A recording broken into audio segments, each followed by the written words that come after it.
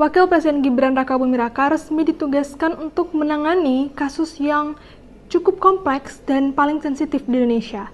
Apa itu? Mari kita bahas.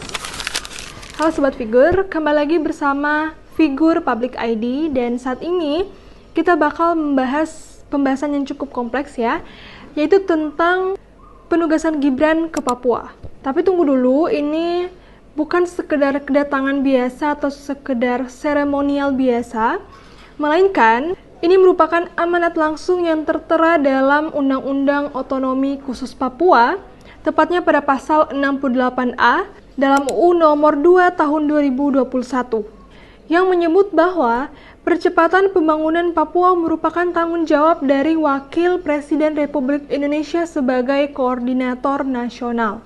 Jadi tugas ini dijalankan oleh Badan Eksekutif Percepatan Pembangunan Otonomi Khusus Papua yang dibentuk oleh Peraturan Presiden Nomor 121 Tahun 2022. Nah, dalam badan ini, Gibran akan mengkoordinasikan berbagai kementerian, lembaga, dan juga beberapa perwakilan yang ada di Provinsi Papua. Pemerintah juga sudah menegaskan bahwa penugasan ini bukan penugasan langsung dari Presiden Prabowo kepada Gibran sendiri, melainkan ini sudah menjadi amanat yang tertera dalam undang-undang yang sudah saya jelaskan tadi. Lalu pertanyaannya, apa tugas Gibran di sana? Apa yang akan dia tangani? Menurut Menko Polhukam, Gibran akan memimpin program pembangunan strategis seperti infrastruktur dasar, pemberdayaan masyarakat, dan juga isu-isu HAM serta keamanan, yang seperti kita ketahui bahwa itu sudah menjadi sorotan dunia internasional. Jadi Gibran pun tidak tinggal diam nih, dia sudah melakukan beberapa hal seperti pemetaan kebutuhan lokal dan juga distribusi buku dan laptop.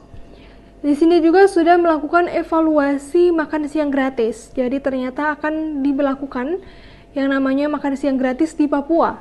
Kemudian kita akan membahas mengenai persoalan yang sempat viral di media sosial, yaitu apakah Gibran akan berkantor di Papua.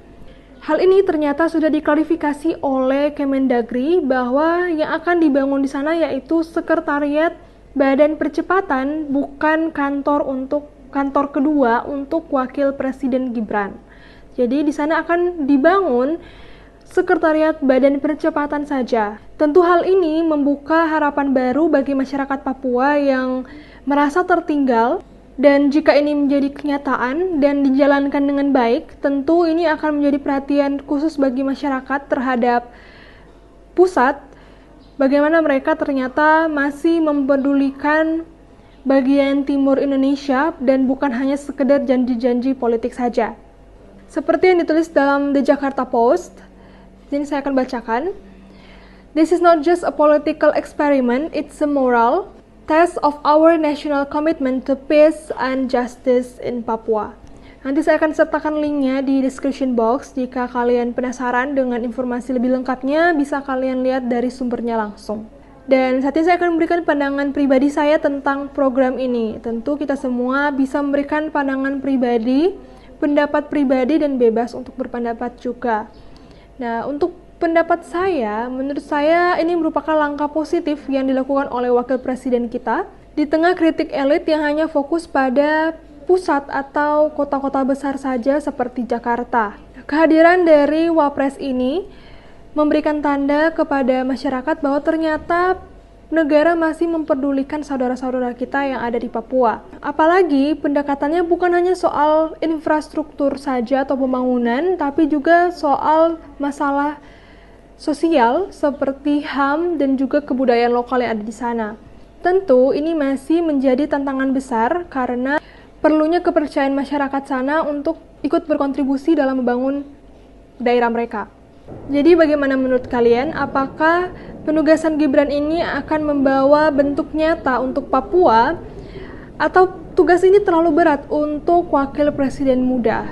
Tulis pendapat kalian di kolom komentar, dan jangan lupa untuk subscribe, like channel ini untuk mendukung channel ini berkembang. Sampai jumpa di video berikutnya.